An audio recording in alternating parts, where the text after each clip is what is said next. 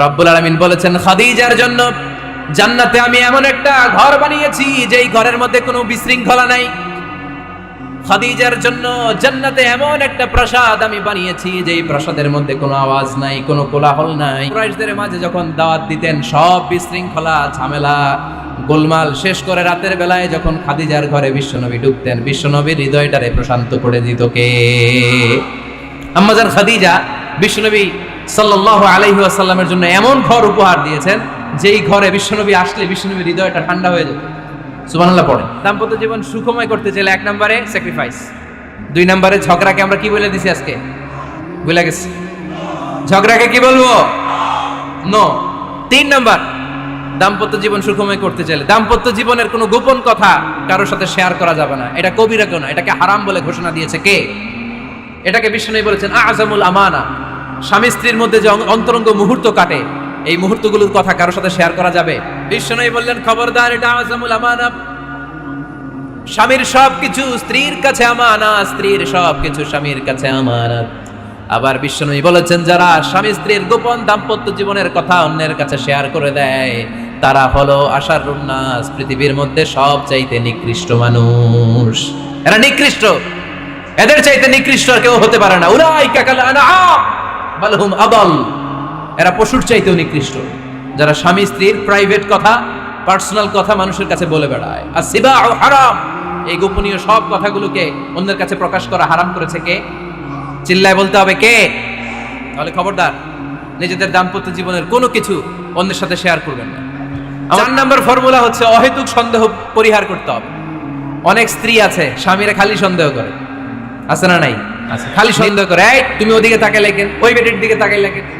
এই তোমার মোবাইল দাও, কারে ফোন দিলা দেখি। এই ফেসবুকের পাসওয়ার্ড দাও দেখি কি করছে, দেখি মেসেঞ্জারে কার সাথে চ্যাটিং করছে, আছে না নাই? এই যে অহেতুক সন্দেহ আপনার ফ্যামিলিটারে জাহান্নামে টুকরা বানায় দিবে। আবার অনেক স্বামী আছে স্ত্রীকে খালি সন্দেহ করে, এদিকে তাকালে সন্দেহ করে, ওদিকে তাকালে সন্দেহ করে, বাসায় থাকলেও সন্দেহ, বাইরে গেলেও সন্দেহ। এরকম আছে না নাই? না, অহেতুক সন্দেহ এটা পরিহার করবেন। এই সন্দেহ খুব খারাপ জিনিস। আমি ব্যক্তিগতভাবে অনেক কেস এরকম হ্যান্ডেল করেছি। এসে বলে হুজুর খালি সন্দেহ করে, এটা একটা রোগ। এটা কি? আপনার ফ্যামিলিটারে শেষ করে দেবে। এজন্য অহেতুক সন্দেহ পরিহার করবেন। হ্যাঁ, সত্যি যদি পরকীয়ার কোনো ঘটনা ঘটে থাকে ওটা নিয়ে বসেন, ফেস টু ফেস কথা বলেন, ফ্যামিলি মিটিং করেন, সরাসরি সেটেল করার চেষ্টা করেন। কিন্তু অহেতুক সন্দেহ একটা রোগ। এই রোগ থেকে আল্লাহ তুমি দাম্পত্য জীবনকে বাঁচাও, আমরা আওয়াজ করে পড়বো আমিন। 5 নাম্বার, স্বামী স্ত্রী একে অপরকে আল্লাহর বিধান স্মরণ করায় দিবে। স্বামী যদি ফজরের সময় ঘুমায় থাকে স্ত্রীর ডেকে দেওয়ার দরকার আছে না নাই? আবার স্ত্রী যদি ঘুমায় থাকে স্বামীর ডেকে দেওয়ার দরকার আছে না নাই? কোন স্বামী যাবে জান্নাতে, তার স্ত্রী যাবে জাহান্নামে। আবার স্ত্রী হবে জান্নাতি, স্বামী যাবে জাহান্নামে। এরকম আমরা চাই নাকি? আমরা যখন জান্নাতে যাব আমার স্ত্রীর হাত ধরে একসাথে জান্নাতে ঢুকতে চাই, ঠিক কি না? আবার আমার স্ত্রী যখন জান্নাতে যাবে সে একা ঢুকতে পছন্দ করবে?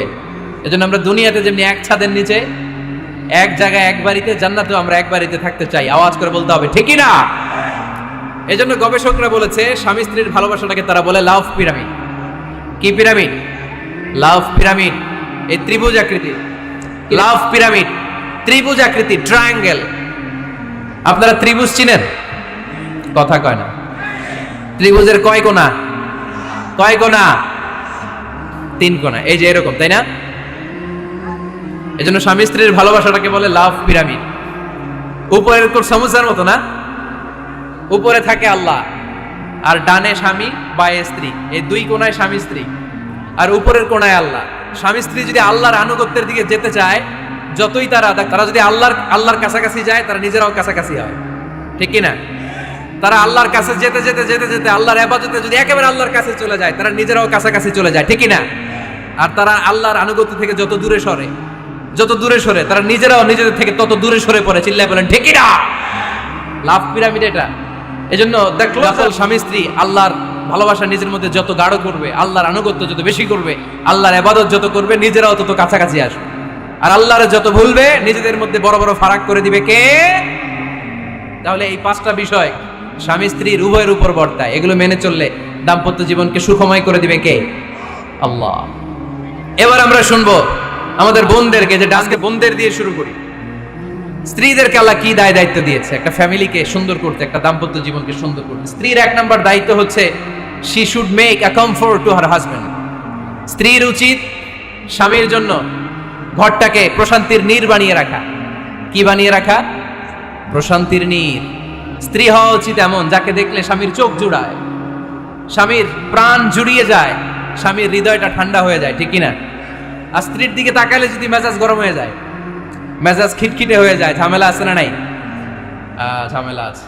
এজন্য মেহরবানি করে আমাদের বোনরা যারা, এমন কোনো কাজ করবেন না যেটা স্বামীর মেজাজকে খিটখিটে করে দেয়, কারণ আল্লাহ তাআলা আপনাদেরকে তৈরি করেছে লিতাসকুনু ইলাইহা, স্বামী আপনার কাছে গেলেই যেন তার হৃদয়টা প্রশান্ত হয়ে যায়, ঠিক কিনা? অনেক স্ত্রী আছে না জেনে না বুঝে স্বামীর সাথে এমন খিটখিটে মেজাজ দেখায় যেটা স্বামীর জন্য মেনে নেওয়া কষ্টকর। আমি একটা জরিপে পড়েছি, পৃথিবীর অনেক স্বামী স্ত্রীর কারণে হার্ট অ্যাটাক করে মারা যায়। আছে না নাই? এই তো ভুক্তভোগী পাওয়া গেছে। স্বামীর জন্য একটা ত্রাস হয়ে দাঁড়ায় স্ত্রী, ত্রাস। অনেক স্বামী আছে স্ত্রীর এরকম আচরণের কারণে, অতিরিক্ত প্রেসার ক্রিয়েট করার কারণে স্ত্রীদেরকে ভয় পায়। অবশ্য এক অফিসের বড় সাহেব তার স্ত্রীরে খুব ভয় পায়, প্রচন্ড ভয় পায়। তো সে মনে মনে ভাবলো, দেখি আমার অফিসের যারা স্টাফ আছে, ম্যানেজাররা আছে, এরা কতটুকু ভয় পায়, এরা ভয় পায় কিনা। তো একদিন সকালবেলা অফিসের সব স্টাফগুলোর একসাথে দাঁড় করায় বলতেছে, এই আপনারা যারা যারা আপনাদের স্ত্রীদেরকে ভয় পান তারা ডান দিকে যান, আর যারা স্ত্রীকে ভয় পান না এরা বাম দিকে যান। অফিসের সব কর্মচারী ডান দিকে চলে গেছে, সবাই ভয় পায়, একজন শুধু বাম দিকে। বাম দিকে কয়জন? ভয় পায় না। আর যারা ভয় পায় এরা ডান দিকে, ডান দিকে সবাই। তো বড় সাহেব ভাবছে, আলহামদুলিল্লাহ আমার অফিসে একজন হইলো বীর পুরুষ আছে। তো বীর পুরুষের কাছে যেয়ে বলে, ঘটনা কি, আপনি মোটেও ভয় পান না? কয়, স্যার প্রতিদিন অফিস করার জন্য যখন ঘর থেকে বের হয় আমার বউ আমারে বলে দেয়, খবরদার সবাই যেদিকে যায় তুমি কিন্তু ওইদিকে যাইবা না, সবাই যেদিকে যায় তুমি ওইদিকে গেলে খবর আছে। বড় সাহেবকে খবরদার, এটা তো আরো ডরায়, ঠিক কিনা? এজন্য বোনদেরকে বলবো, লিতাসকুনু ইলাইহা, এমন ভাবে আপনি আপনার স্বামীর সামনে নিজেকে প্রেজেন্ট করেন যাকে আপনাকে দেখলে আপনার স্বামীর চোখ জুড়িয়ে যায়, হৃদয়টা প্রশান্ত হয়ে যায়, আপনাকে দেখলেই আপনাকে ভালোবাসতে মনে চায়, ঠিক কিনা? এজন্য রব্বুল আলামিন বলেন, আমি নারীদেরকে তৈরি করেছি লিতাসকুনু ইলাইহা, যেন পুরুষেরা স্ত্রীদের সংস্পর্শ যখন পায় পুরুষদের হৃদয়টাকে প্রশান্ত করে দেয়। কে? অনেক স্ত্রী আছে স্বামী ঘরে ঢুকলেই ঘরে আটা নাই, রুটি নাই, চাল নাই, ডাল নাই, এটা লাগবে ওইটা লাগবে, ওখানে যেতে হবে, একটার পর একটা ফিরিস্তি বলে বেড়ায়, আছে না নাই? না, এটা করবেন না। আপনার কি লাগবে এই সব দায়িত্ব আল্লাহ তাআলা স্বামীকে দিয়েছে, স্বামীকে জানাবেন। তবে ধীরে সুস্থে, ধীরে সুস্থে স্বামীর জন্য ঘরটাকে এমন করে রাখতে হবে যেন ঘরে ঢুকলেই স্বামীর হৃদয়টারে প্রশান্ত করে দেয়। কে? এজন্য স্ত্রীর প্রথম দায়িত্ব ঘরটারে প্রশান্তির নীড় বানানো।